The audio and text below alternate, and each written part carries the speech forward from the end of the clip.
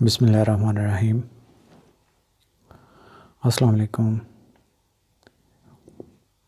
Pension rule के ख़त्म होने के बाद आज हम सेटलमेंट ऑफ ऑडिट ऑब्जेक्शन पढ़ रहे हैं और ये थोड़ा सा टॉपिक लेंथी हो जाएगा।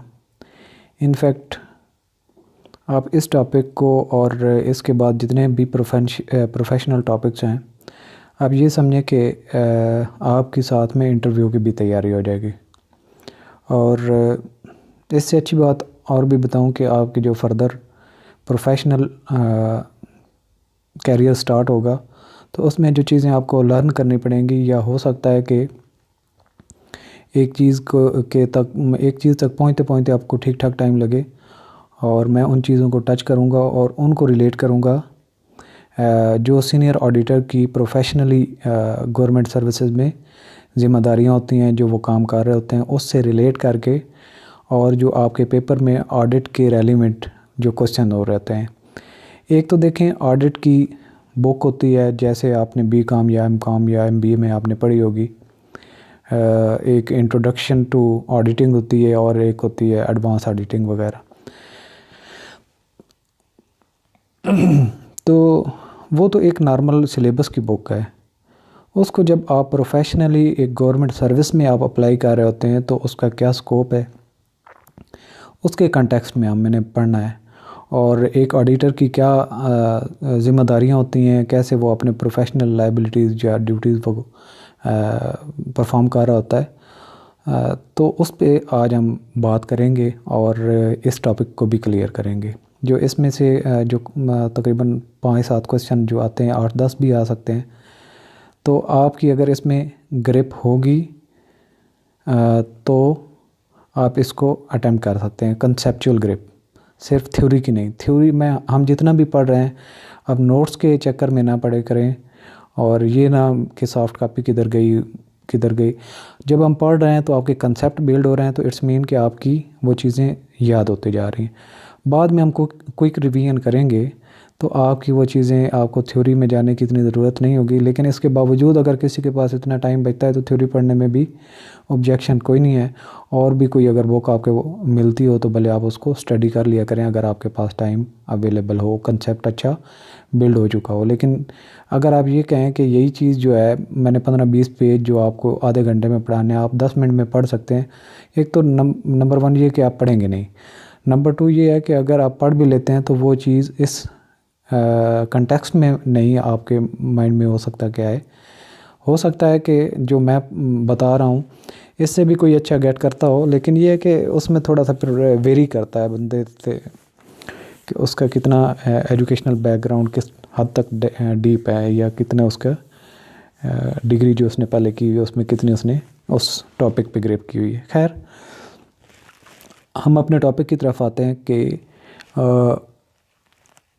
जो ऑडिट का टॉपिक स्टार्ट करने लगे हैं। एक चीज़ और भी एडिशनली मेंशन कर दूं कि वो लोग जिनका ये एरिया नहीं है, यानी कि जिन्होंने कॉमर्स वगैरह नहीं पढ़ी हुई, तो वो ये ना समझें कि आपके लिए ये बड़ी कोई नई चीज़ है। सिंपल सी बात है, मैं सिंपल चीज़ों से आपको रिलेट करके समझाने की कोशिश करूँगा। सिंपल बातें हैं, कोई मुश्किल बात नहीं है। एक वर्डिंग होती है, डिफरेंट वर्डिंग हो जाती है, उस वजह से आप थोड़ा सा कंफ्यूज होना शुरू हो जाए तो अलग बात है, लेकिन वो भी मुश्किल बात नहीं है। अच्छा, सबसे पहले बात जो समझने वाली है कि कई सारे लोग, और मैं स्पेशली वो लोग जिनका कॉमर्स बेस बैकग्राउंड नहीं है, वो ये समझते हैं कि अकाउंटेंट क्या होता है और ऑडिटर क्या होता है। तो क्या ऑडिटर अकाउंटेंट हो सकता है या अकाउंटेंट ऑडिटर हो सकता है? तो इस चीज़ में भी कुछ कन्फ्यूजन रह जाती है। बात यह है कि जिसने मैनेजमेंट साइंसेज पढ़ी हुई हैं, कॉमर्स जिसने पढ़ी है, तो वो ऑडिटर होता है या अकाउंटेंट। पहले वो अकाउंटेंट होता है, उसके बाद ऑडिटर होता है। बात ये नहीं है कि अकाउंटेंट पहले होगा बाद में होगा, कोई बात नहीं है। लेकिन एक ऑडिटर के लिए अकाउंटेंट होना ज़रूरी है। एक अकाउंटेंट जो है वो ऑडिटर हो सकता है, लेकिन अगर कोई अकाउंटेंट ना हो वो ऑडिटर नहीं हो सकता। अब बात फिर कन्फ्यूजन की तरफ चली गई, एक पहली सी बन गई है। बात यह है कि जिसने फ़र्ज़ किया एमबीए एमकॉम किया है वो अकाउंटेंट की सीट पे काम कर सकता है। अब ऑडिट करने के लिए अकाउंटेंट जो काम कर रहा होता है उसका अंडरस्टैंड करना ज़रूरी है, यानी कि जो ऑडिटर काम करता है उस वो और अकाउंटेंट जो काम ख़त्म करता है उन दोनों को आपस में काम की अंडरस्टैंडिंग होनी चाहिए। यानी जो अकाउंटेंट काम कर रहा है ऑडिटर उसको देख सके, समझ सके कि इसने ये काम क्यों किया, कैसे किया। अगर फ़र्ज़ किया एक ऑडिटर जो है उसकी प्रोफेशनल ग्रिप नहीं है टॉपिक पे, तो वो ये नहीं समझ सकेगा कि इसने अकाउंट्स कैसे मेंटेन किया, अब उसका ऑडिट मैं कैसे करूं। यानी कि अकाउंट्स का समझना ऑडिटर के लिए इंतहाई ज़रूरी होता है, क्योंकि उसने अकाउंटेंट के काम को देखना होता है। नंबर 1 ये बात रह गई। दूसरे नंबर पे अकाउंटेंट का जहाँ पे काम ख़त्म होता है वहाँ से ऑडिटर का काम शुरू होता है। जो अकाउंटेंट ने काम किया होता है, जो उसने बुक्स ऑफ अकाउंट्स या जो उसने अकाउंट्स मेंटेन किए होते हैं, एक्सपेंडिचर उसने किए होते हैं और जितनी उसने रिकॉर्डिंग की होती है, स्टेटमेंट्स बनाई होती हैं, उनको ही ऑडिटर वेरीफाई करता है, चेक करता है। तो बात यहाँ पे ख़त्म हुई कि एक तो अकाउंटेंट का काम ख़त्म होने के बाद ऑडिटर का काम शुरू होता है। दूसरे नंबर पे अकाउंटेंट के पास जितना नॉलेज होता है वही ऑडिटर के पास कम अज़ कम होना चाहिए, बल्कि ऑडिटर का उससे भी ज़्यादा होना चाहिए। ऑडिटर के पास एक प्रोफेशनल नॉलेज का होना ज़रूरी है। एक तो अकाउंटेंट वाला प्रोफेशनल नॉलेज तो हो गया, इसके अलावा ऑडिट के जो प्रोसीजर्स हैं, जो तरीक़ेकार है कि ऑडिट कैसे करना है, क्या चीज़ कहाँ से देखनी है, स्टार्ट कहाँ से करना है, प्लान कैसे करना है, उसको एग्जीक्यूट कहाँ से करना है, रिपोर्टिंग के लिए मुझे क्या क्या मैनुअल कंसल्ट करने पड़ेंगे और कौन कौन से मैनुअल कंप्लाई विद करने पड़ेंगे, ये सारी चीज़ें उसको क्लियर होना ज़रूरी है। अब तक हमने क्या ऑडिट के कंटेक्स्ट में अकाउंटेंट और ऑडिटर के डिफरेंसेस और उन दोनों के बारे में थोड़ा सा जो अंडरस्टैंडिंग है वो समझने की कोशिश की है। अब तक इससे ज़्यादा हमने कोई भी बात नहीं की। अच्छा, दूसरे नंबर पे अगर यहीं पे मैं अगर अपनी तमहीद में ही बात क्लियर कर दूं तो देखें आपके ऑडिट है क्या, अकाउंट्स है क्या, इसमें थोड़ा सा पहले इस सिनेरियो से लेके चलें ताकि हमें पता चलता रहे। मैं जो बात करूँगा ना तो एक जिसकी मैथमेटिक्स बैक में है या स्टैटिस्टिक्स है या कोई और सब्जेक्ट है, मैं उसके कंटेक्स्ट में बात नहीं कर रहा। मैं बात कर रहा हूँ एक सिंपल सी स्टार्ट कर रहा हूँ घर से। एक घर में क्या कुछ हो रहा होता है, एक दो बंदे कमाने वाले होते हैं, कोई हो जिसमें हर फ़र्द जो है कमा रहा हो, वरना एक आधा जो कमाने वाला होता है बाकी उसका एक्सपेंडिचर करते हैं। अब जो कमाने वाला होता है वो ये चाहता है कि जो मैं कमा के इन लोगों को दे रहा हूँ या किसी को मैनेज करने के लिए ज़िम्मेदारी दी हुई है घर में, तो वो ठीक ठीक उनका इस्तेमाल करे। तो एक बंदा अर्निंग करके आता है, फ़र्ज़ किया उसकी 1 लाख पर मंथ अर्निंग है और उसमें से वो 50,000 घर में जो छोटे मोटे इश्यूज़ एक्सपेंडिचर हैं, खाने पीने के, चीज़ें लाने के, वो सारे एक बंदे को दे देता है कि आपने ये इस्तेमाल करने। अब हो सकता है कि वो बंदा अपनी ज़रूरियात पहले पूरी करे और बाकी जो फ़र्द हैं घर में उनकी ज़रूरियात पूरी ना होती हूँ, तो इसलिए जो कमा के ला के देने वाला है उसके पास फिर डिमांड आएगी जिसकी ज़रूरियात पूरी नहीं होगी हो रही कि मुझे भी चाहिए। अब वो उसको कंट्रोल करने के लिए क्या करेगा कि जो घर में जिसको उसने मैनेजमेंट दी हुई है उससे वो पूछेगा कि ये आपके खर्चे कहाँ पे हुए, ताकि उस पे बर्डन जो है इनडायरेक्ट कम से कम जाए। अब ये जो मैकेनिज़्म है जो मैनेज कर रहा होगा उसका काम बनता है कि वो उनका हिसाब किताब भी रखे। ठीक है, तो क्या हुआ कि जो एक तो कमा के ला के देता है मैनेज करने वाला, और उसके बाद एक को साथ में कहता है कि घर के किसी और फ़र्द को कि आपने इसकी रिकॉर्ड भी करना है, मेंटेन भी करना है, और मैं इसके बारे में पूछूंगा भी बाद में। और दरमियान में कोई एक समझदार होता है, वो ये भी बताता है कि आप लोग ये जो खर्चे कर रहे हो अगर इस तरीके से करते गए तो आपके पास जितना आपका फ़ंड है, आपके जो पास लेट्स सपोज 50,000 है या जितने भी उनके हैं, तो आपके ख़त्म हो जाएंगे। आप ऐसे करो, ये जो XYZ खर्चा है, इसको जो 20,000 एक ही साथ खर्चा कर रहे हो, इसको ना करो। आप ऐसे एक्सपेंडिचर करो कि फ़र्ज़ कि आपके पास 50,000 है, तो आप 10 दिनों में 15,000 का खर्चा करो, ठीक है जी। और अगले जो 20 दिन आए, 10 से लेके 20 तक के, फिर 15,000 का खर्चा करो, और 20 से लेके 30 तक के दिनों में 15,000 का खर्चा करो, तो 5,000 आपके पास फिर भी रिज़र्व बच जाएगा। तो आप खर्चे इस हिसाब से करो कि आपको कहीं से फिर मांगने ना पड़े, सही है। अब जब फ़र्ज़ किया ओवर एक्सपेंडिचर हो गए, 50,000 की बजाय आपके खर्चे जनाब महीने की 20 तारीख ही हुई थी और 50,000 का बैलेंस जो है ज़ीरो पे पहुंच गया, तो वो बंदा जो है, जो कमाने वाला है, वो इनसे पूछेगा कि आपने कहाँ लगाया। वो जब इन 50,000 का पूरा रिकॉर्ड मांगेगा कि जी मुझे बताएं कि आपने ये 50,000 कहाँ पे लगाया, तो इस चीज़ के लिए जो खर्चा करने वाला है वो अपनी सारी बताएगा कि इतने का मैंने आटा लिया, इतने के मैंने सब्जियां ली, इतने का मैंने घी लिया, इतने का मैंने घर में चीनी लेके आया, इतने की मैंने फ़लाँ चीज़, इतने में पार्टी की, व्हाट्सएवर जितने खर्चे थे उसने सारे रिकॉर्ड करके बता दिए। तो वो टोटल खर्चे हुए जी 40,000, 10,000 फिर भी मिसिंग था।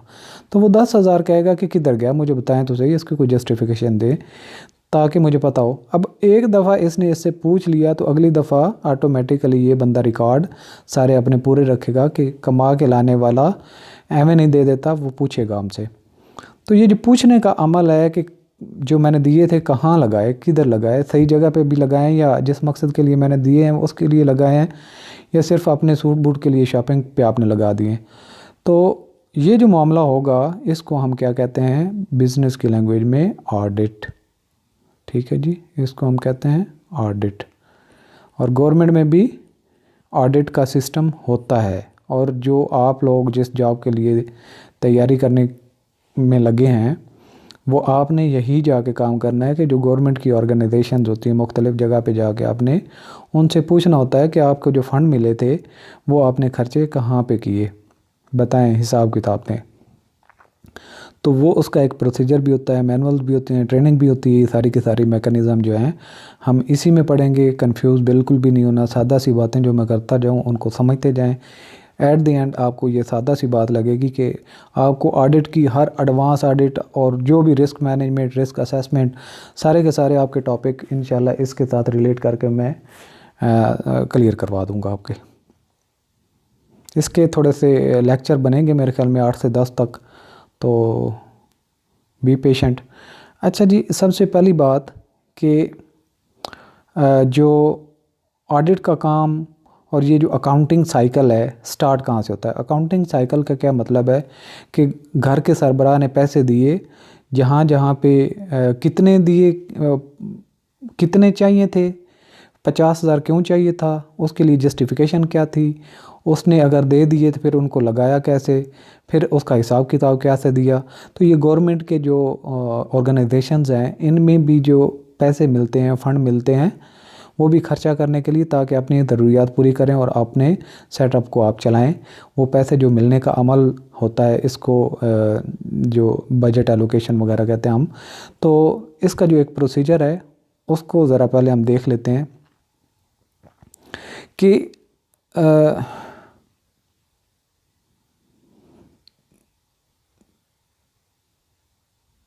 यहाँ से स्टार्ट होता है लेजिस्लेचर, जो हमारी कौमी असम्बली होती है, वो बिल पास करती है आपके, और वही आपके फंड्स एलोकेट करती है। तो जितनी भी रिक्वायरमेंट होती है यहाँ पे आपकी डिस्कस भी होते हैं, फाइनेंस के बिल जितने भी होते हैं कौमी असम्बली से ही पास होते हैं। तो जिस जिस डिपार्टमेंट के, गवर्नमेंट की जितनी भी मिनिस्ट्रीज़ हैं वो अपने सारे के सारे खर्चे भेज देती है मिनिस्ट्री ऑफ फाइनेंस को, ठीक है जी। और मिनिस्ट्री ऑफ फाइनेंस क्या करती है, यहाँ से मिनिस्ट्री ऑफ फाइनेंस के पास गया, मिनिस्ट्री ऑफ फाइनेंस उसके बजट बनाती है, और जो बजट बनाती है, जिसकी जितनी रिक्वायरमेंट होती है जिस मिनिस्ट्री की, उसके हिसाब से वो अपना बताता है कि हमें इतने मिलियन चाहिए, इतने बिलियन में हमें फ़ंड चाहिए। तो जो फाइनेंस है ये अपने देखती है कि हमारे रेवेन्यूज़ कितने हैं और हमने कितने का बजट बनाना है। अगर फ़र्ज़ किया खर्चे आपके बढ़ गए हैं तो आपने उधार कहाँ से लेना है, वो जो आपके डेफिसिट्स होंगे कहाँ से फिल करने हैं, ये आपने रेवेन्यूज़ जनरेट करने हैं या टैक्स लगाने हैं, कैसे आपने पूरे करने हैं।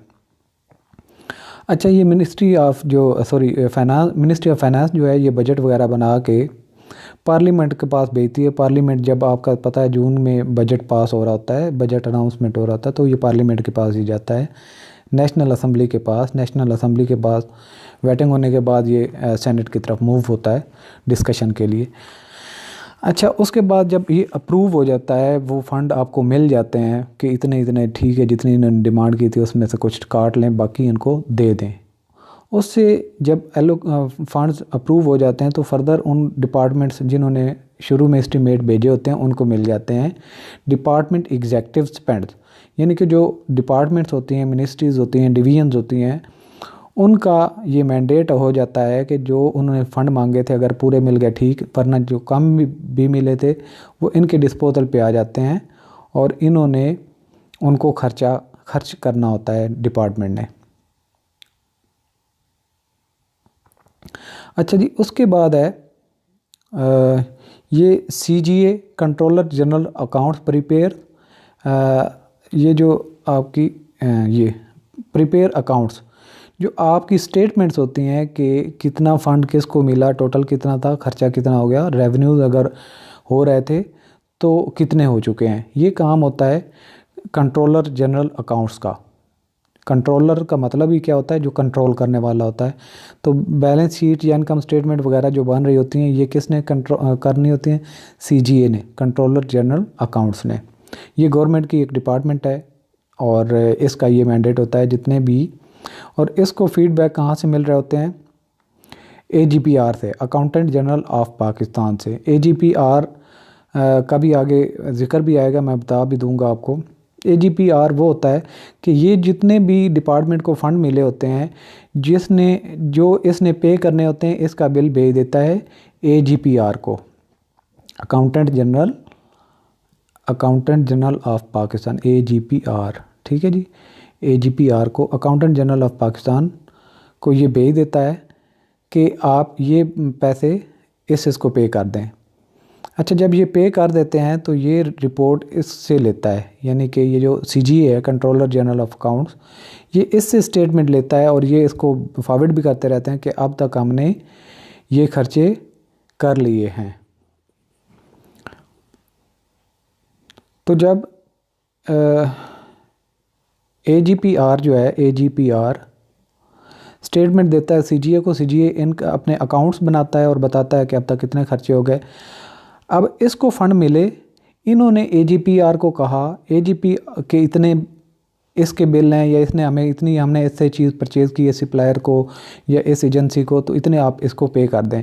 ये जो पेमेंट का प्रोसेस होता है, ये पेमेंट करने के बाद बिलों की कॉपी एक एक इसको भी भेजता है और ये इनकम स्टेटमेंट वगैरह प्रिपेयर करता रहता है कि अब तक टोटल इतने फ़ंड दिए गए थे, उनमें से इतने इतने इन्होंने खर्च कर लिए हैं, अब तक गवर्नमेंट के ख़जाने में या गवर्नमेंट के जो डिपार्टमेंट्स हैं उनके डिस्पोजल पे इतने फ़ंड्स अभी तक बाकी हैं।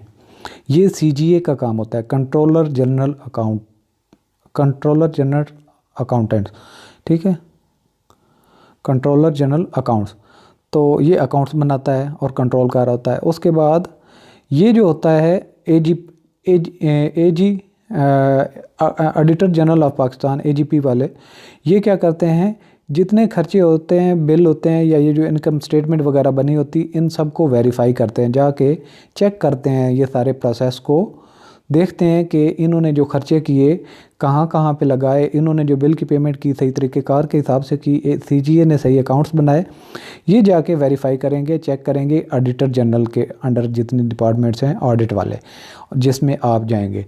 ऑडिट वाले जाके देखते हैं कि इन्होंने जो काम किया, ट्रांजैक्शंस की, जितने गवर्नमेंट ने इनको फ़ंड दिए थे, इन्होंने कहाँ कहाँ पे लगाए, कितना कितना खर्चा किया, ये ऑडिटर जनरल के जो लोग होते हैं वो जाके देखते हैं।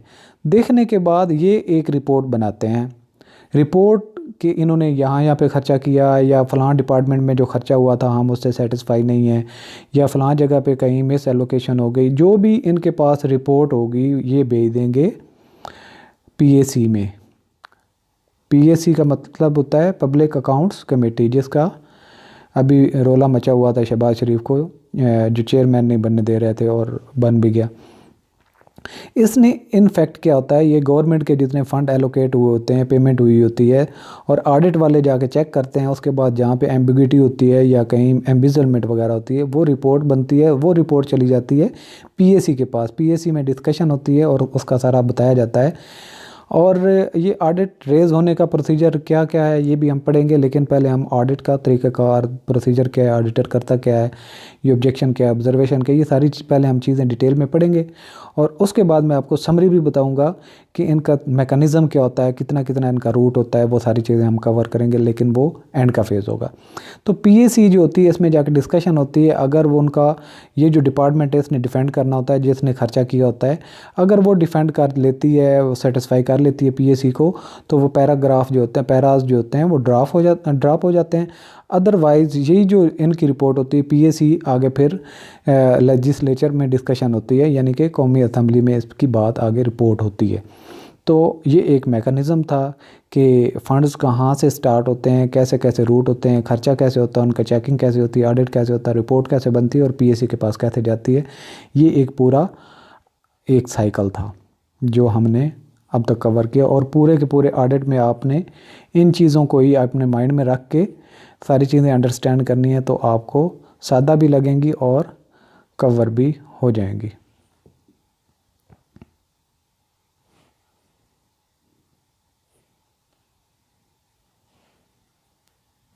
उसके बाद यहाँ से स्टार्ट करते हैं पर्पज़ ऑफ दी गाइडलाइंस। जो ऑडिटर होता है, ऑडिटर को गाइडलाइन की क्यों ज़रूरत पेश आती है। अब आप हैं, आप जस्ट लाइक स्टूडेंट हैं या एक जो भी शोबे के साथ हैं या जो काम कर रहे हैं, आपको नहीं पता कि आपने कैसे जाके ऑडिट करना है, प्रोसीजर स्टार्ट कैसे होगा, काम क्या क्या होता है, कैसे स्टार्ट करना है, कौन कौन से स्टेप्स होते हैं, तो ये आप क्लियर नहीं होते। तो उसके लिए आपको एक गाइडलाइन होना ज़रूरी है कि ये चीज़ें हैं, आपने ये करनी है, तो आपकी जो ज़िम्मेदारी है, आपकी जो ड्यूटी है वो पूरी हो जाएगी। गाइडलाइन का आप ऐसे ही समझें कि फ़र्ज़ किया आपने कभी सिंध के किसी इलाके में नहीं गए, या कोई सिंध का है तो वो केपी के किसी इलाके में नहीं गया, या केपी के का बंदा है तो वो कहीं बलूचिस्तान में नहीं गया, तो उसको एक पॉइंट बता दिया जाता है कि आपने फ़लाँ जगह पे फ़लाँ दिन को पहुंचना है। तो वो बंदा क्या करेगा, सबसे पहले तो देखेगा कि ये किस जगह पे वाक़ है। वो देखेगा, भले नेट से देखता है या जैसे भी देखता है, तो देखने के बाद वो इधर उधर से इन्फॉर्मेशन लेगा कि यहाँ पे क्या क्या कन्वेंस जाती है, बाय ट्रेन जाऊँगा या बाय एयर जाऊँगा, या कोई बस वगैरह जाती है, तो मैं कैसे किस रूट से जाऊँगा। तो कोई उसको इस सर्च में एक बंदा मिल जाता है, वो कहता है इस जगह पे जाना चाहते हो, वो कहता है हाँ मैं तो इस जगह पे अक्सर आता जाता रहता हूँ, तो कोई मसला नहीं है। आप ऐसे करें, यहाँ से आप बस पे बैठें, फ़लाँ जगह पे पहुँचें, फ़लाँ जगह से ट्रेन लें, ट्रेन से आपको फ़लाँ स्टेशन पे उतारेगी, उसके बाद फ़लाँ जगह से आपने टैक्सी ले लेनी है और उसको बता देना है, वो आपको आधे घंटे में वहाँ पे पहुँचा देगा। तो आपका इतने घंटे का सफ़र हो गया। तो उस बंदे को गाइडलाइन मिल गई, अब उसको टेंशन नहीं होगी, क्योंकि उसको पता चल गया कि मैंने इस जगह पे पहुंचना है, मेरे लिए ये स्टेप्स करना ज़रूरी है ताकि मैं अपनी मंजिल पे पहुंच सकूं। सेम इसी तरीके से ऑडिटर ने जब ऑडिट करना होता है तो उसके लिए भी गाइडलाइन होना ज़रूरी है, और वो इसको गाइडलाइन का एक मैनुअल है। This guideline aims to provide specific and detailed guidance to auditors engage in the audit of federal government. ये जो आप लोग जा रहे हैं, ऑडिटर्स जो है तो मैक्सिमम फेडरल गवर्नमेंट के अंडर जो होंगे, वो फेडरल गवर्नमेंट के अंडर जितनी डिपार्टमेंट्स होंगे उनका ही ऑडिट करेंगे। They do not replace the financial audit manual, यानी कि वो फिनेंशियल ऑडिट मैनुअल को रिप्लेस नहीं करते। That establishes a general framework for conducting audit but complement it. ठीक है जी। और जो फैम है, अभी हम इसको फैम ही कहेंगे, फैम आप ये माइंड में रख लें, फिनेंशियल ऑडिट मैनुअल है, जिसमें उसूल दिए गए हैं, जिसमें रूल्स दिए गए हैं, प्रिंसिपल हैं कि आपने ऑडिट कैसे करना है। तो फैम जो है इसको इन्होंने रिप्लेस या इस्टेब्लिश नहीं करना होता, नया बनाना नहीं होता, बल्कि इसको इम्प्लीमेंट करना होता है, कंप्लीमेंट करवाना होता है। ठीक है जी, ये इनका मेन ऑब्जेक्टिव होता है और गाइडलाइन ही इसी में दिए होते हैं। फिनेंशियल ऑडिट मैनुअल को अप्लाई करने का ही जो तरीक़ाकार है उसी को ही हम गाइडलाइन कहेंगे। फिनेंशियल ऑडिट मैनुअल यानी कि वो रिक्वायरमेंट जो ज़रूरी होती हैं कि आप उन पे अमल करें और ऑडिट करें। An auditor is expected to continuously refer to FAM, कि वो फैम जो मैनुअल है उसको वो रेफ़र करेगा कि ये तरीक़ाकार उसमें ज़रूरी है, ये स्टेप मैं करूँगा तो मैं अपने जो मेरी रिपोर्ट है वो सही बनेगी। रिपोर्ट का मतलब ये होता है कि वो ऑडिटर जो लिखता है कि किसी भी ऑफिस का जाके ऑडिट करता है तो उसके बाद वो अपनी जो राय देता है उसको रिपोर्ट कहते हैं। ये जो मैं एक एक बात बताता जाऊंगा, बाद में मैं उसी को यूज़ करता जाऊंगा, तो आपने सेम मीनिंग उससे वही लेते जाने, तो कंफ्यूज नहीं होना कि रिपोर्ट क्या चीज़ है, फैम क्या चीज़ है। फैम का भी आपको बता दिया कि ये फिनेंशियल ऑडिट मैनुअल है। इन डेवलपिंग जनरल अंडरस्टैंडिंग, अच्छा वो उसने जनरल अंडरस्टैंडिंग करनी होती है ऑफ ऑडिट कंसेप्ट, कि ऑडिट का कंसेप्ट क्या है, स्टैंडर्ड एंड मेथोडोलॉजी क्या है, उसके स्टैंडर्ड्स क्या उसने दिए हैं इस फैम में, और उसका तरीक़ाकार क्या है। The guideline assist in their practical implementation, जो गाइडलाइंस होती हैं वो फैम के ऊपर या फैम के जो कानून दिए गए हैं या तरीक़ाकार दिए गए हैं उस पर अमल करने के लिए आपको एक हेल्प आउट करता है। The guidance provided is primarily meant for regulatory audit। यहाँ पे है कि ये जो गाइडेंस होती हैं इनका क्या मतलब होता है, इनका मेन मकसद होता है फॉर रेगुलेटरी ऑडिट। अच्छा, that includes certification audit and compliance with authority audit. अब 3-4 चीज़ें आ गई हैं यहाँ पे, आपको हर एक का कंसेप्ट अंडरस्टैंड करने के लिए थोड़ा सा गौर करना होगा। ये जो गाइडेंस हैं जो फैम को इम्प्लीमेंट करने के लिए ऑडिटर के लिए ज़रूरी होती हैं, उसने क्या करना होता है, the guidance provided is primarily meant for regulatory audit. Regulatory क्या होती है, rule and regulation, rule and regulations. अब किसी जगह पे रूल एंड रेगुलेशन हैं या नहीं, आप फ़र्ज़ किया किसी चिड़ियाघर में चले जाते हैं तो उधर कोई रूल्स एंड रेगुलेशन होते हैं, बहुत कम होते हैं, ना होने के बराबर होते हैं। मछली बाज़ार में चले जाएं, रूल एंड रेगुलेशन होते हैं, कोई नहीं होती। सब्ज़ी मंडी में चले जाएं, कोई रूल एंड रेगुलेशन होते हैं, कोई नहीं होते। तो वहाँ पे कौन जाके देखेगा कि कोई रूल फॉलो कर रहा है या नहीं कर रहा। आप किसी आर्मी की किसी इस्टेब्लिशमेंट में कहीं चले जाएं या इंस्टॉलेशन में चले जाएं तो वहाँ पे आपको रूल मिलेंगे। आप कहीं पुलिस के किसी थाने वगैरह में चले जाएं तो आपको पता चल जाएगा कि आपने कोई भी काम करना है तो ये काम आपने करने ज़रूरी हैं। और कचहरी में चले जाएं कोई काम करवाना है तो वो भी आपको रूल बताएंगे कि ये काम करना ज़रूरी है।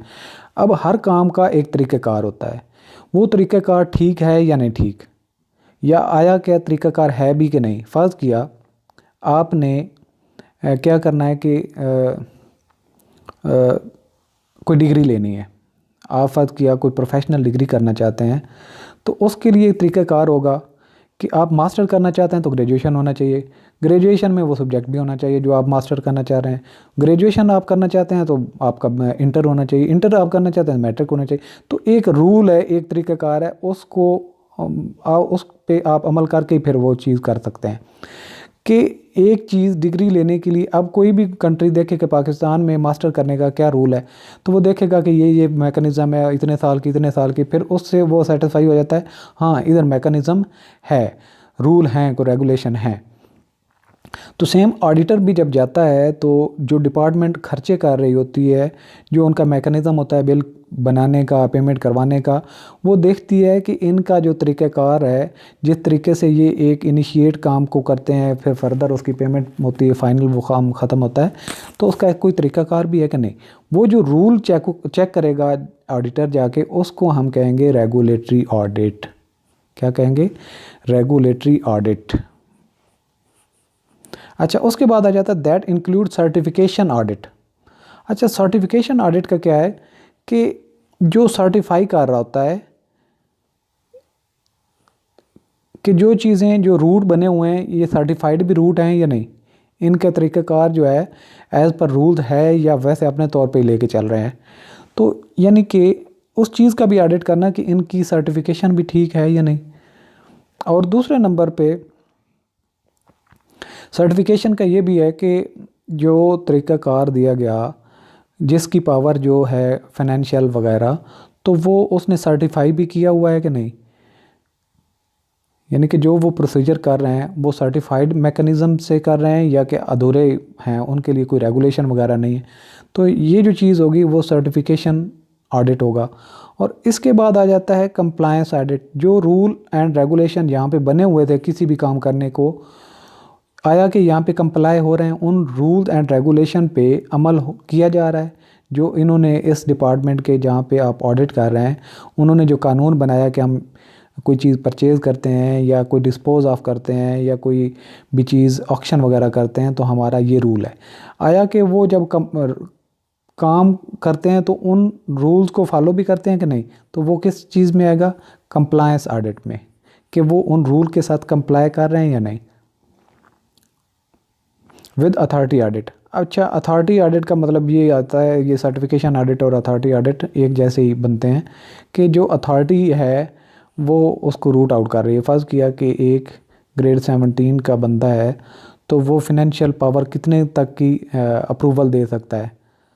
अगर 18 का है तो वो कितने की दे सकता है, 19 का है तो वो कितने की दे सकता है, किसके पास इतनी अथॉरिटी है वो काम करवाने की या अप्रूवल देने की। आया कि वो प्रॉपर तरीके से काम है या नहीं है, तो इसको क्या कहेंगे, अथॉरिटी ऑडिट। इसके बाद आ जाता है दो these audit types have been discussed in detail in fam. Fam का जो चैप्टर 4 है उसमें ये डिटेल से ऑडिट की टाइप्स मेंशन की हैं। They have also been defined in these guidelines under scope of audit. ये जो हम गाइडलाइन पढ़ रहे हैं इसमें भी चैप्टर 3 में ये डिस्कस की गई हैं। कोई ख़ास बात नहीं यहाँ पे जो मैं आपको डेप्थ में लेके जाऊँ। आगे आ जाता है they provide specific and detailed set of instruction. ये जो गाइडलाइंस हैं इनमें स्टेप वाइज डिटेल में बड़ी वजाहत के साथ बताया गया कि for the editor for preparing a permanent file, कि उसने परमानेंट फ़ाइल क्या होती है ये भी हम पढ़ेंगे डिटेल में। आप अब तक यहाँ पे ये याद रख लें कि हम एक मैथमेटिक्स का क्वेश्चन कर रहे हैं। ये मैथमेटिक्स का एक क्वेश्चन इस जगह पे हमने सॉल्व करना है। ये हमारे पास पेपर है। अब आपने जब हम तो बचपन में यही करते थे, जब पेपर मैथ का कर रहे होते थे तो एक साइड पे दूसरी साइड पे हम वर्किंग करते होते थे और मोस्टली राइट साइड पे हम उधर लिखते होते थे कि ये हमारे वर्किंग्स, ये फ़र्क है। इस हिस्से को हम कह दें ऊपर W लिख के वर्किंग है और यहाँ पे जितनी हमने कैलकुलेशन है वो करते जाएं। अब ऑडिटर भी जब ऑडिट कर रहा होता है, जो चीज़ जहाँ पे उसने कुछ देखना हो और या नोट करना हो तो उसको इधर जाके वर्किंग करता रहता है और फिर देखता है कि मैंने यहाँ पे ये क्या किया था, तो यहाँ पे मैंने ऐड किया था, यहाँ पे मैंने माइनस किया था, तो इसका आंसर यहाँ पे ये आया था। तो जो वर्किंग उसने की होती है वो उसको प्रॉब्लम मेन सॉल्व करने के लिए हेल्प करती है। तो ऑडिट करते हुए भी ऑडिटर जो है सारी की सारी चीज़ें फ़ाइलों पे नहीं लिखता, बल्कि उसने अपने अलग से कुछ डॉक्यूमेंट तैयार किए होते हैं जहाँ पे उसने जो जो स्टेप फॉलो करने होते हैं और उनमें जो ऑब्जर्वेशन वगैरह होती है और जहाँ पे उसको शक होता है वो नोट डाउन करता है ताकि मैं उसको वेरीफाई बाद में कर सकूँ। तो इस तरह की जो वो अपने पास नोट्स टाइप बनाता है उसको ऑडिट वर्किंग पेपर्स कहते हैं। ठीक है जी, उसको ऑडिट वर्किंग पेपर कहते हैं। और उसमें से कुछ परमानेंट हिस्सा होता है, जो परमानेंट फाइल्स होती हैं वो कॉन्ट्रैक्ट वगैरह के, इसकी पॉलिसी क्या थी लॉन्ग टर्म में, इसका स्कोप क्या है, कब स्टार्ट हुआ, तो जो जिस ऑफिस का ये काम कर रहा है उस ऑफिस की हिस्ट्री टाइप जो होती है या उसके मेन कॉन्ट्रैक्ट टाइप, जो उसने बड़े बड़े कॉन्ट्रैक्ट किए होते हैं उनकी जो फाइलें होती हैं वो परमानेंट फाइल होती है। उसमें से जो ज़रूरी जो होते हैं डॉक्यूमेंट्स उनसे उनकी वो कॉपी करके अपने लिए रख लेता है जिससे वो अंडरस्टैंड करता है। फिर वो प्लानिंग करता है कि मैंने ऑडिट कैसे करनी है। फिर कंडक्टिंग ऑडिट उसको कंडक्ट करता है जो उसने प्लान किया होता है। Which process is finally culminate the evaluation. ये जो प्रोसेस करने के बाद फाइनली कल्मिनेट क्या हो जाता है, culminate in the evaluation and reporting phase of audit result. ये सारे काम जितने स्टेप वाइज हम पढ़ेंगे भी डिटेल में, उसको किस काबिल बनाते हैं कि ऑडिटर जो है रिपोर्टिंग के फेज़ से निकल के वो रिज़ल्ट्स को रिपोर्ट करे, जो कि फाइनली फिर फर्दर पीएसी की तरफ मूव करते हैं। ठीक है जी।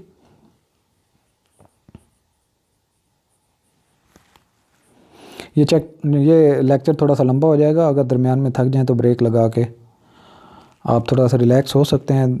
बाद में कमेंट्स में मुझे ये नहीं आपने इंस्ट्रक्शन देने के 10 मिनट का बनाया करें, 20 मिनट का बनाया करें, आप पे कोई पाबंदी नहीं, भले आप 3 दिन में एक लेक्चर सुन लिया करें। मैंने भी टाइम जो मैनेज करना होता है, फिर मैं कोशिश करता हूँ कि मैक्सिमम आप लोगों का, इतनी चीज़ें एक्सपेंडेड हम डिटेल में पढ़ रहे हैं तो आप लोगों का सिलेबस भी कवर करना है और अल्टीमेटली आप लोगों की तैयारी भी अच्छे से करनी है। तो नेक्स्ट है 1.2 गाइडिंग प्रिंसिपल्स। क्या हैं? फैम जो मैनुअल हमने पढ़ा, which was issued in 2006। FAM 2006 में इशू किया गया था by the department of auditor general of Pakistan. ये DAGP ने इशू किया था, department of auditor general of Pakistan ने, जिसमें सारी हिदायत लिखी हुई हैं अंडर द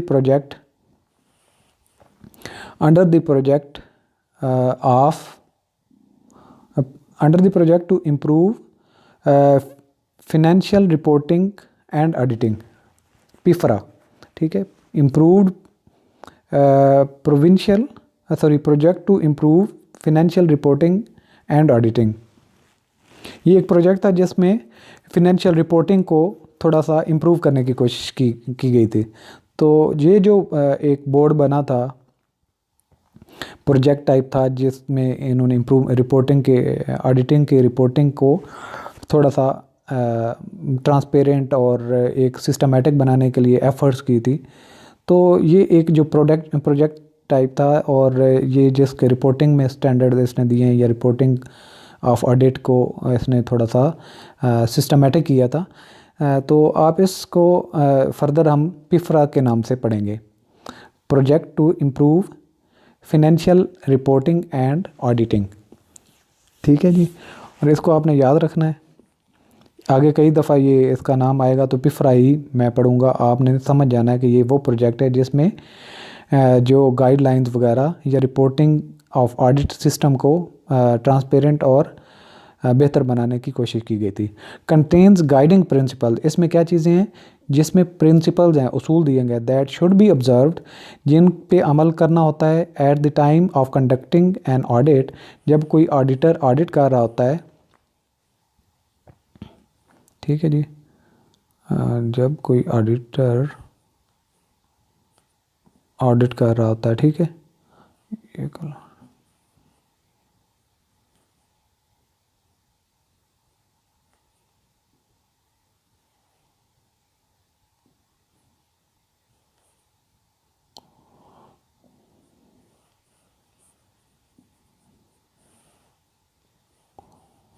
सही है जी।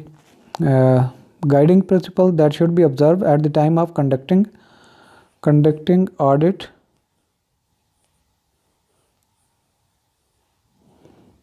Under the authority of the auditor general ordinance 2001। और इसकी अथॉरिटी क्या है? ऑडिटर जनरल्स ऑर्डिनेंस 2001 में इसकी अथॉरिटी दी गई कि आप जो है इस पे अमल करेंगे। जब ऑडिट कंडक्ट कर रहे होते हैं तो आपने फैम के जो रूल्स हैं उन पे अमल करना होता है। सही है।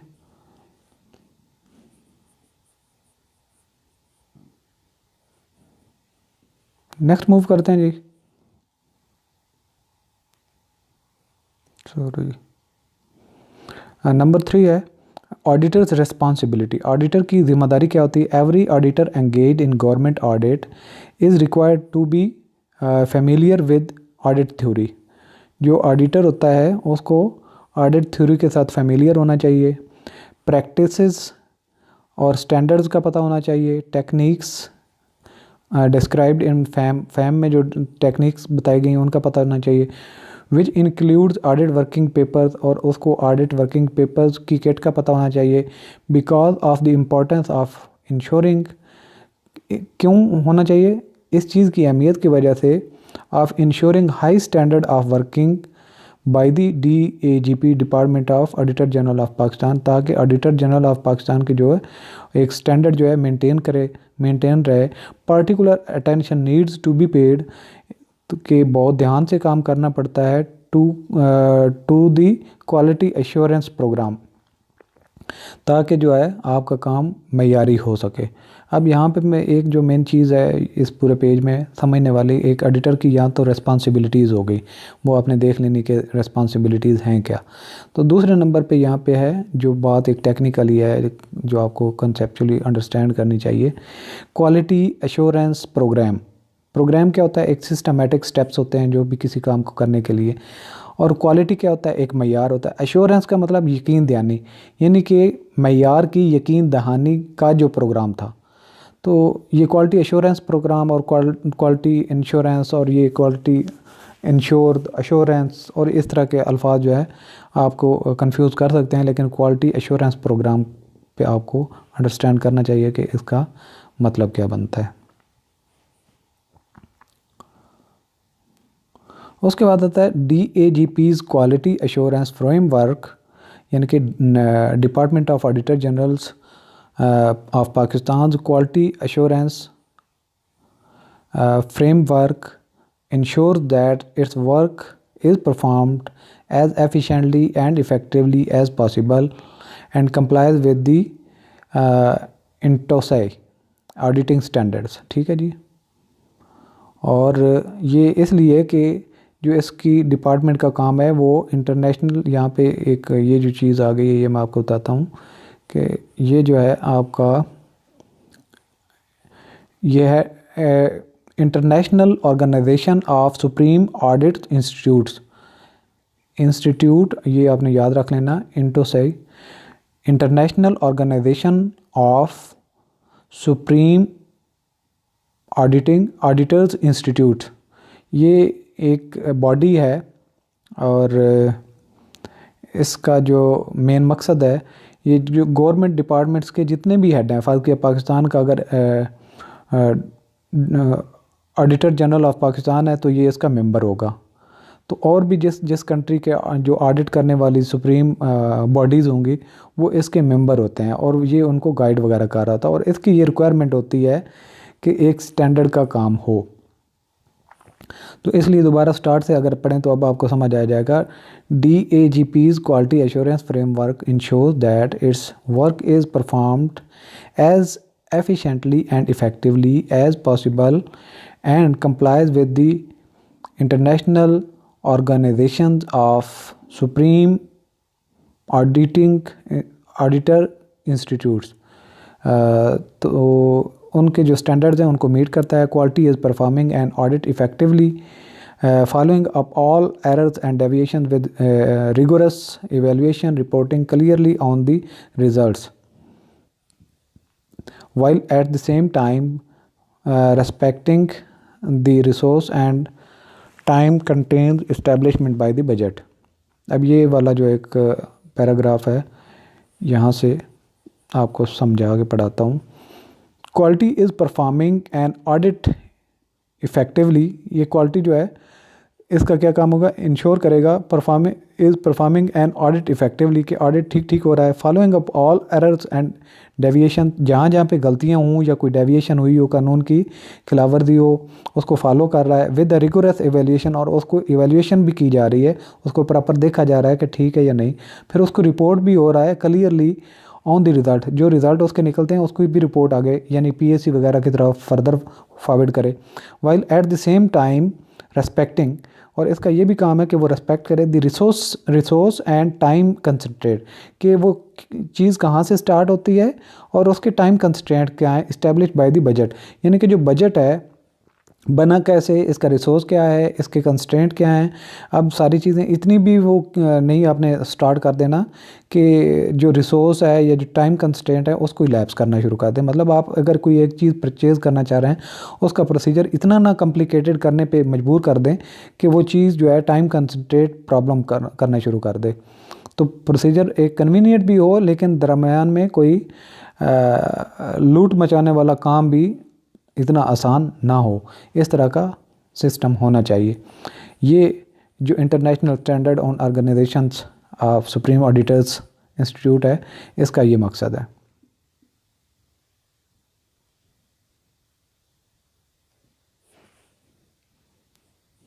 अच्छा जी, देयरफॉर क्वालिटी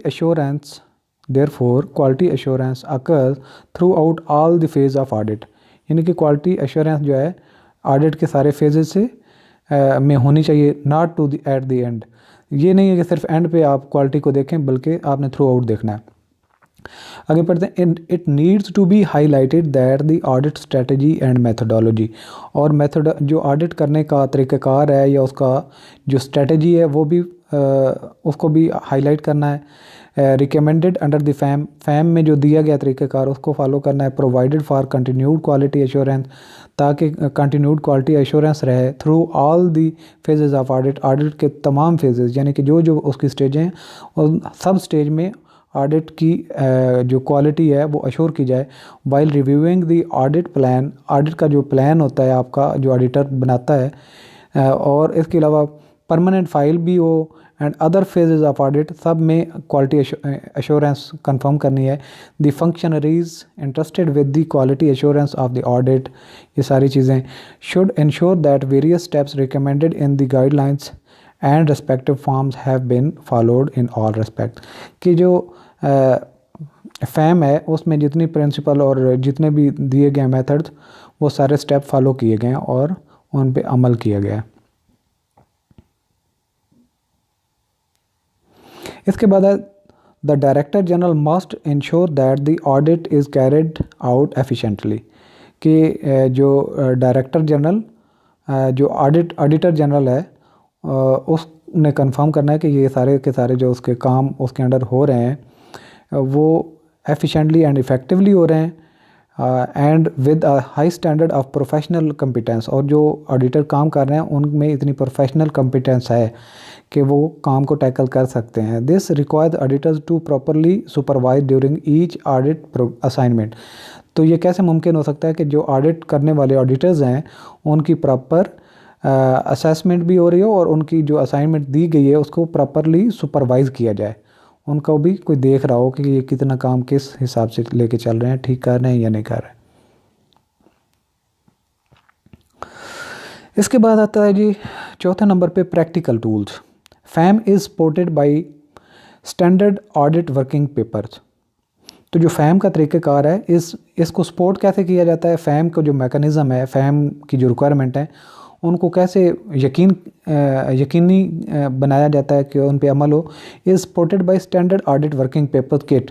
इसमें बताया गया कि ये आप ऑडिट करते हुए ये स्टैंडर्ड वर्किंग पेपर्स की एक किट जो है तरीक़ाकार है वो किट आप उन पे अमल करेंगे। किट का मतलब ये हुआ कि कितनी किस्म के डॉक्यूमेंट्स फॉर्म्स वगैरह हैं जिनको आपने मेंटेन करना है। Provides the auditor with practical tools for conducting audit, और ये जो पेपर्स होते हैं वर्किंग पेपर्स उसके लिए एक हथियार का काम करते हैं जिससे वो ऑडिट कंडक्ट कर सकता है और उसको पता चल सकता है कि इस डिपार्टमेंट में जब मैंने ये फॉर्म फिल किया ये चीज़ मैंने देखी हाँ देखी, ठीक थी जी ठीक थी, अगर गलत थी तो ठीक है यहाँ पे ब्लैक होल बन गया, रेड सर्कल कर देगा कि ये एरिया मुझे ख़तरनाक लग रहा है। तो फिर फर्दर वो जो है ना उसको स्टेप वाइज गाइड करते जाएंगे ऑडिट वर्किंग पेपर। जब जब वो पूरे स्टेप फॉलो करता जाएगा तो अल्टीमेटली जो ऑडिटर का काम है कि वो एक रिपोर्ट पे पहुंचे, अपनी ओपिनियन कैम कर सके, तो ये ऑडिट वर्किंग पेपर उसको असिस्ट करते हैं। These working papers are generalized set of forms and schedules designed to help each audit team perform audit in compliance with principles set out in FAM। तो यही बात की गई कि FAM का जो काम तरीक़ाकार प्रिंसिपल दिए गए उन पे अमल इसी तरह ही मुमकिन हो सकता है जब वो इन ऑडिट वर्किंग पेपर जो डिज़ाइन ही इस तरीके से किए गए हैं कि उन पे अमल करके फैम की इंस्ट्रक्शन पे अमल किया जा सकता है। These guidelines have been prepared, और ये जो गाइडलाइंस हैं क्यों प्रिपेयर की हैं, to assist the audit team, ताकि ऑडिट टीम की मदद की जा सके, to apply the audit working paper kits, ताकि वो जो ऑडिट वर्किंग पेपर की जो किट है उस पर भी अमल कर सके, to specific type of audit के ऑडिट का जो टाइप होगी, कंप्लायंस ऑडिट है तो ये वर्किंग पेपर आपने तैयार करने हैं और ये स्टेप्स करने हैं। अथॉरिटी ऑडिट है तो ये चीज़ें आपने देखनी है। तो हर टाइप ऑफ ऑडिट के हिसाब से उनके वर्किंग पेपर और उनकी स्पेसिफिक टाइप के हिसाब से डिज़ाइन किए गए हैं ताकि फैम की इंस्ट्रक्शन पे और प्रिंसिपल पे अमल किया जा सके। These guidelines also comply with the NTOSI auditing standards. While developing these guidelines, the work done by the Professional Standard Committee of the NTOSI and its subcommittees on financial and compliance audit has also been kept in view. तो ये सारी के सारे उनके पहलुओं को मद्देनज़र रखा गया है। उसके बाद आता है the software tools required under PIFRA, यानी कि वो जो बॉडी जिन्होंने ऑडिटिंग के सिस्टम को सिस्टमेटिक किया था, उसके क्या है उसके लिए सॉफ्टवेयर भी चाहिए होता है as a part of the computer assisted audit techniques, यानी कि आपके कंप्यूटर बेस्ड एक सॉफ्टवेयर भी होता है जो आपकी हेल्प कर रहा होता है कि आप जब ऑडिट करेंगे तो उसको अपने वर्किंग को किस तरीके से आप मैनेज करेंगे। And audit management software will be required to be use by the audit. और एक ऑडिट मैनेजमेंट यानी कि आपका इतना ज़्यादा काम होता है, आप ये ना हो कि उस काम में ही फंस के रह जाएं। आपने उसको मैनेज कैसे करना है, जो काम शुरू करेंगे उसको एंड तक कैसे लेके जाना है, और उसको किस तरीके से आपने दोबारा अगर लोकेट करना हो तो कैसे आप पहुंच सकते हैं, और कौन सा पॉइंट अभी दरमियान में आपका रहता है। ये सारे के सारा मैनेज कौन कर रहा होता है, एक ऑडिटिंग का सॉफ्टवेयर होता है जिस पे आपका ऑडिट का वर्क मैनेज किया जाता है। For more information about this software tools the auditor should refer to the manuals of the respective software. तो ऑडिटर को रेस्पेक्टिव मैनुअल की तरफ भी रेफ़र करना पड़े तो वो करता रहता है। In addition appendix C of the FAM provide the discussion on the use of CATs. तो वो आपको computer assisted audit techniques FAM में भी बताई गई हैं।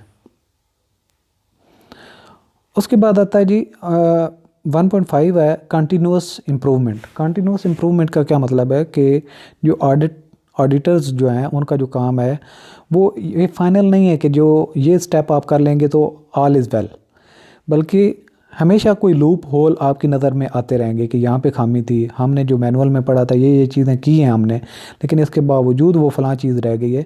अगर इस तरह का पॉइंट आपको मिलता है तो फिर आपका क्या काम है, DAGP को आप बताएं, और जो वहाँ पे एक स्पेशल एक ऑफिस बनाया गया है जो इसमें इम्प्रूवमेंट करता है, आपने उसको रिपोर्ट करनी है, बताना है कि ये भी चीज़ इसमें मिसिंग थी, ताकि उसमें ऑडिट के जो मैनुअल हैं या जो फैम है उसमें मज़ीद इम्प्रूवमेंट आ सके। अभी मैं रीडिंग करूँगा, बात मैंने समझा दी आपको। It is the DAGP's intention to use FAM and audit working papers kit for continually improving its methods to ensure that the highest quality audits are achieved with maximum efficiency. While using these guidelines in performing audit, the auditors are encouraged to identify ways of improving either the guidelines or the underlying tools and submit a written suggestion to the audit policy and special sectors wing in the DAGP। तो अगर वो कहीं अच्छी suggestion उनके पास आती है तो वो AP एंड SS को फॉरवर्ड करेंगे। उसके बाद आता है जी using the standard audit working papers. आपने जो स्टैंडर्ड ऑडिट वर्किंग पेपर्स बनाने होते हैं कैसे करना होता है, ये आपको थोड़ा सा स्टेप वाइज बताते हैं। The audit process generally follow standard audit cycle comprising the following, के जो ऑडिट का एक तरीक़ाकार है, ऑडिट का जो एक प्रोसेस है उस पे ये स्टेप्स होते हैं नॉर्मली।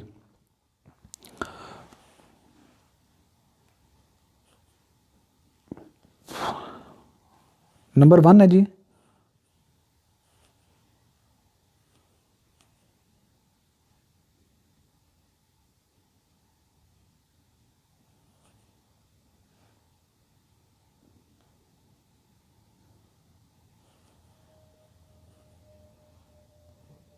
अच्छा जी नंबर 1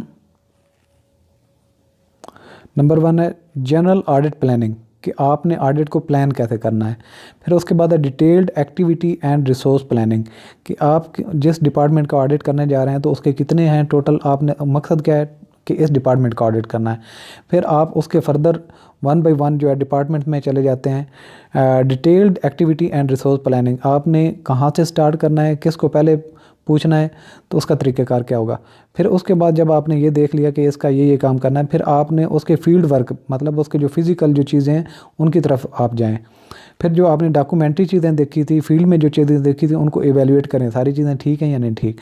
जो आपको वेरिएशन नज़र आए तो उस पर रिपोर्ट लिखें, और उस जो रिपोर्ट आप लिखते हैं कि ये प्रॉब्लम थे, आप उनको बाद में फॉलो करें और उनसे पूछें कि ये जो लूप होल थे जिनको हमने कहा था कि इनकी आप फर्दर जो है क्लैरिफाई करें, उनको कहाँ तक आपने रिज़ॉल्व किया, उनको आपने फॉलो करना होता है।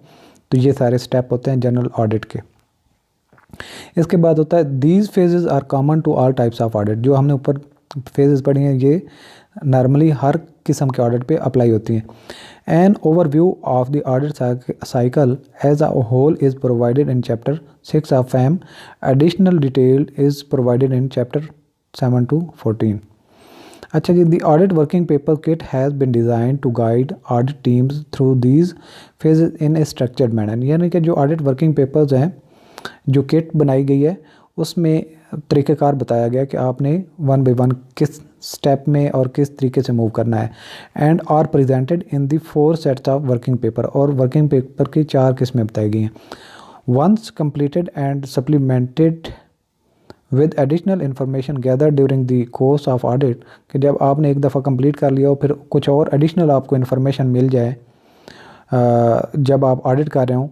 Each of these sets of working papers represents A file. तो हर एक में इन ऑडिट वर्किंग पेपर में हर एक को एक फ़ाइल का नाम दिया जाता है। दैट डॉक्यूमेंट्स ऑडिट एक्टिविटीज़, जिसमें आप अपनी जो ऑडिट कर रहे होते हैं उनके जितने आप काम करते हैं उनको रिपोर्ट करते हैं। And supports the conclusion read, और फिर उसको सपोर्ट करते हैं जो आप नतीजा उसमें से निकालते हैं उसको सपोर्ट करते हैं जो डॉक्यूमेंट्स, यानी कि आपने जो डॉक्यूमेंट्स बनाए होते हैं, जो भी आपने चीज़ें नोट की होती हैं, जब आप कंक्लूड कर रहे होते हैं तो आप इनका रेफरेंस देते हैं कि रेफरेंस फलाने पेज पे मैंने ये चीज़ देखी थी और इसमें लूप होल ये थे, तो मेरा जो नतीजा मैंने निकाला वो ये बनता है, यानी कि यहाँ पे प्रॉब्लमेटिक एरियाज़ हैं कुछ। उसके बाद आता है the files that represent the work done in each of the phases of audit are. जो आप काम करते हैं तो वो फाइल की कौन कौन सी किस्में आप मेंटेन कर रहे हैं। एक होती है परमानेंट फाइल, दूसरी होती है प्लानिंग फाइल, तीसरी होती है working paper file documenting the execution phase and the.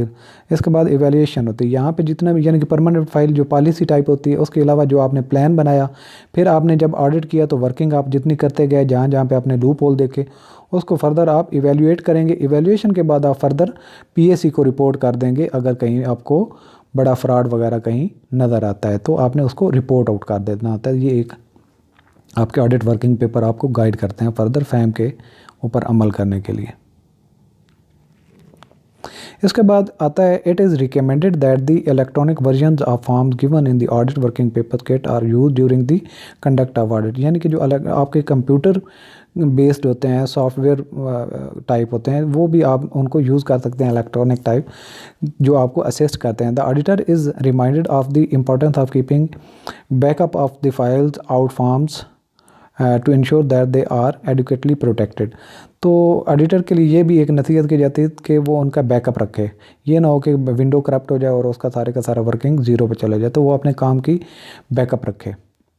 Notes type, kindly note that each form or schedule included in the audit working paper kit incorporates notes on how to use the form.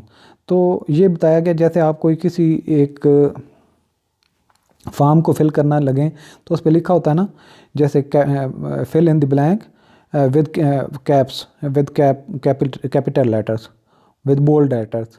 तो जो इस तरह की instruction हो तो वो form को किस तरीके से आपने यूज़ करना होता है तो वो लिखी हुई होती हैं, आपने उनको पढ़ना चाहिए, तो वो आपको हेल्प करते हैं।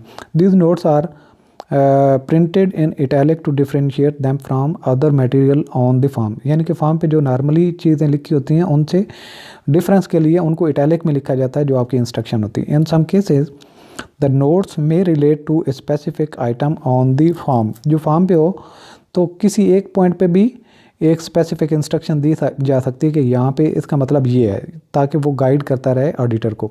इन which case it will follow the item it relates to, और वो ये फाइल उस आइटम को बाद में हो सकता है कि रिलेट करे।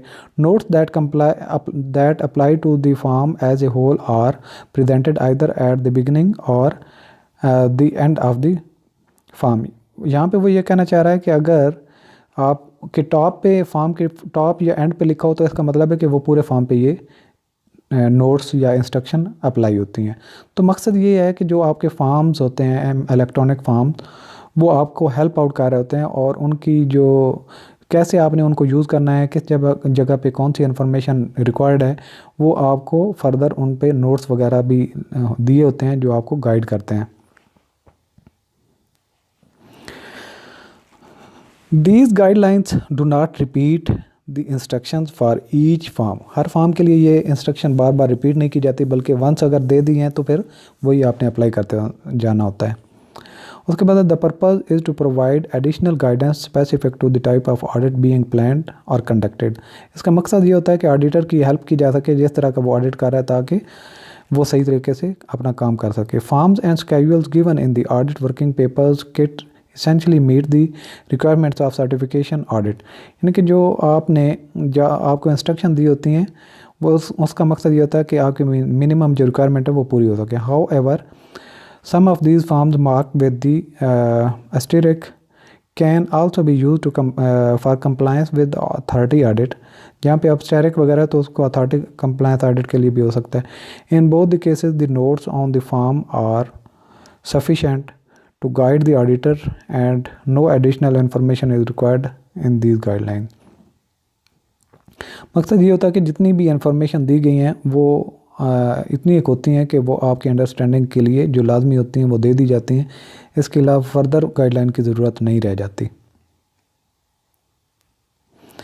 Ultimately, it is the audit team leader who will have to use her judgment in determining how best to apply the audit working papers kit in conducting a specific audit। तो जो team leader होता है, जो senior auditor होता है, जहाँ पे जो ऑडिट टीम होती है, उस पे ये डिपेंड करता है कि वो अपने ऑडिट वर्किंग पेपर कैसे बनाता है, कैसे उनको एग्जीक्यूट करता है, या केस टू केस कैसे उनमें चेंज करवाता है।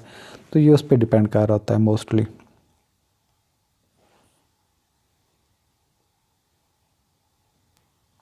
उसके बाद आता है दी अकाउंटेबिलिटी साइकिल, यानी कि जो अकाउंटिंग का साइकिल जो पहले पेज से ही हमने स्टार्ट किया था वो इसी के बारे में आप बात शेयर करेगा।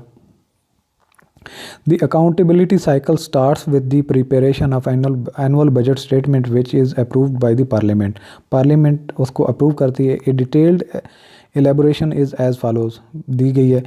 नंबर 1 है each year Ministry of Finance receives budget estimates from the government agencies। यानी कि जितनी गवर्नमेंट की एजेंसीज होती हैं वो अपने बजट के एस्टिमेट बना के मिनिस्ट्री ऑफ फाइनेंस को भेजती है।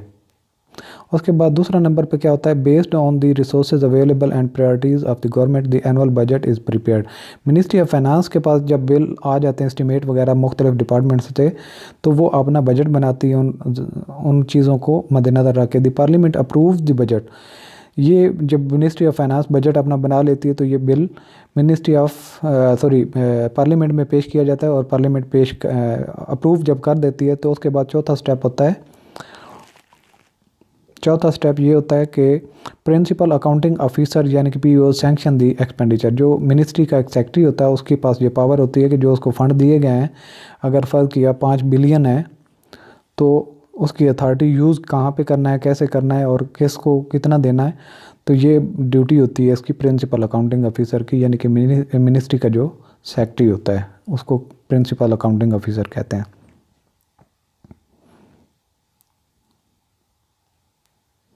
उसके बाद 5वें नंबर पे आता है controller general accounts is responsible for the preparation of annual financial statement. Financial statement कौन बनाता है? Controller general. This task is complete through the accountant general of Pakistan. AGPR के थ्रू ये काम मुमकिन करता है। जो कंट्रोलर होता है वो इन AGPR से स्टेटमेंट एक्सपेंडिचर की स्टेट लेके इनकम स्टेटमेंट बनाता है। Who has the primary responsibility for disbursement, यानी कि AGPR की जिम्मेदारी होती है कि वो डिसबर्समेंट करता है। Keeping record of transaction and preparation of annual financial statements of the federal government for the centralised accounting entities. In the case of self-accounting entities, this task is accomplished by the POs, Principal Accounting Officer जो होते हैं वो ये काम कर रहे होते हैं। उसके बाद छठे नंबर पे था each year the Auditor General of Pakistan certifies the financial statement of the federal, provincial government, district governments। तो ये जो AGPR auditor general of Pakistan होता है AGP, ये जो है इनके वेरीफाई करता है, जाके कंफर्म करता है, सर्टिफाई करता है कि जो खर्चे की ठीक किए। सातवें नंबर पे आता है audited financial statements and audit reports are laid before the national assembly, provincial assembly. These reports are then discussed in the public account committee PAC में, who then reports back to the national assembly, provincial assembly को वो report पेश कर देते हैं। यहाँ पे हमारा जो साइकिल था वो डिटेल में मैंने पहले डिस्कस कर लिया था। आपको अगर कहीं पे कन्फ्यूजन हो तो उसी साइकिल को आप देख सकते हैं, तो आपकी अंडरस्टैंडिंग क्लियर हो जाएगी। तो अपनी राय ज़रूर दीजिएगा कि आपको कुछ इसकी समझ आई, अगर नहीं आई तो कहाँ पे प्रॉब्लम आया, ताकि मैं नेक्स्ट लेसन स्टार्ट करने से पहले वो पॉइंट क्लियर कर दूँ। और सिंपल आपने अपने माइंड में ये बिठा लेना है कि आपके घर में अर्निंग कैसे आती हैं, खर्चे कैसे होते हैं, और उनको आप किसका क्या फंक्शन होता है। यही फाइनेंस का फंक्शन होता है किसी भी डिपार्टमेंट में। आप सारी चीज़ें रिलेट किसी सिंपल चीज़ के साथ किया करें ताकि आपको याद करने में आसानी रहे। आज का लेसन ख़त्म करते हैं, मुझे इजाज़त दीजिए। थैंक यू, अल्लाह हाफिज़।